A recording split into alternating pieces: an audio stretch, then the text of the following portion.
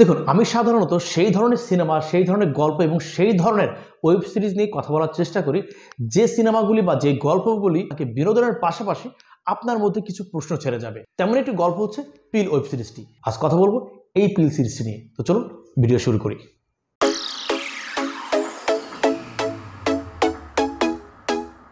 দেশের প্রত্যেকটি সেক্টরে যে কী পরিমাণ দুর্নীতি হয়, মানুষকে যে কতটা বোকা বানানো হয়, মানুষ যে লোভে পড়ে কতটা নিচে নামতে পারে, তার জ্বলন্ত একটা উদাহরণ পাওয়া যাবে পিল নামক এই ওয়েব সিরিজটি দেখলে। ওয়েব সিরিজটির গল্প গড়ে উঠেছে মূলত ফার্মাসিউটিক্যাল বিজনেস যারা জড়িত আছে তারা যে মানুষকে বোকা বানানোর চেষ্টা করছে, মানহীন ওষুধ বাজারজাতকরণ করছে, পাশাপাশি কোনো নিয়মের তোয়াক্কা না করে যে বিভিন্ন ওষুধ ট্রায়াল দিচ্ছে, তারই প্রতিচ্ছবি এই ওয়েব সিরিজে দেখানো হয়েছে। এই অপরাধ চক্রে জড়িত হয়েছে দেশের সুনামধন্য মানসম্পন্ন বেশ কিছু ডাক্তার, পাশাপাশি সমাজের প্রভাবশালী নেতারা আছে। এই মাফিয়া চক্রকে ধরতে এবং প্রমাণ করতে একদল সৎসাহসী লোক একত্র হয়ে প্রমাণ করার চেষ্টা করে এবং জনসম্মুখে এদেরকে হাজির করার চেষ্টা করে। এরই ঘাত প্রতিঘাত নিয়ে মূলত এই ওয়েব সিরিজের গল্পে গিয়েছে। ৮ পর্বে নির্মিত এই পিল ওয়েব সিরিজটি দুর্দান্ত গল্প এবং দুর্দান্ত অভিনয়ের সামিলে প্রত্যেকটি পর্বে আছে সাসপেন্স এবং প্রত্যেকটি পর্বে অডিয়েন্সকে ধরে রাখার যে প্রয়াস, সেদিক থেকে এই পিল ওয়েব সিরিজটি উতরে গিয়েছে। পাশাপাশি পিল ওয়েব সিরিজে যারা অভিনয় করেছে, বিশেষ করে রিতেশ দেশমুখ, আপনারা যারা রিতেশ দেশমুখের সিনেমা দেখে থাকেন তারা অবশ্যই জানেন রিতেশ দেশমুখ সাধারণত কমেডি ঘরানার সিনেমা করে থাকে।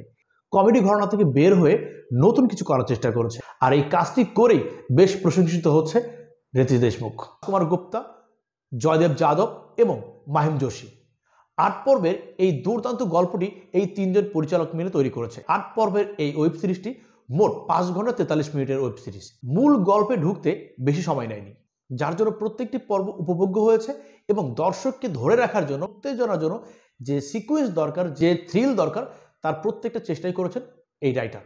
যার জন্য এই লম্বা সিরিজটি দেখতেও আপনার বিরক্ত লাগবে না এবং আপনার মনে হবে এক দেখায় শেষ করে উঠি। এমন টান টান উত্তেজনায় এই গল্প এগিয়েছে। প্রত্যেকটি পর্বে সাসপেন্স রাখা হয়েছে, প্রত্যেকটি পর্বে থ্রিল আছে, যাতে করে অডিয়েন্স লম্বা সিরিজ হওয়া সত্ত্বেও বিরক্ত বোধ না করে এবং একঘেয়েমি না চলে আসে। সিনেমায় যারা অভিনয় করেছে, বিশেষ করে রিতেশ দেশমুখ খুবই সাবলীল অভিনয় করেছে এবং প্রেজেন্টেবল একটা অভিনয় করেছে। যে বডি ল্যাঙ্গুয়েজ তিনি প্রেজেন্ট করেছেন সেটা সত্যি প্রশংসা দাবিদার, কারণ সাধারণত রিতেশ দেশমুখের কাছ থেকে আমরা এই ধরনের অভিনয় পাই না।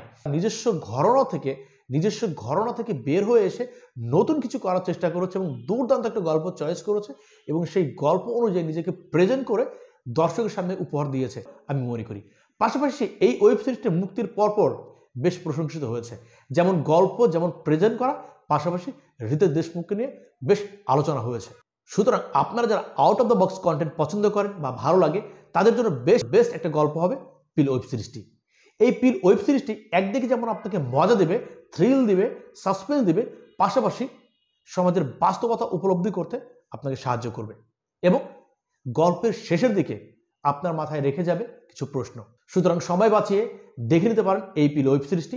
আশা করি আপনার দুর্দান্ত লাগবে এবং রিতেশ দেশমুখকে আপনার নতুনভাবে বেশ ভালোই লাগবে। আজ এ পর্যন্তই।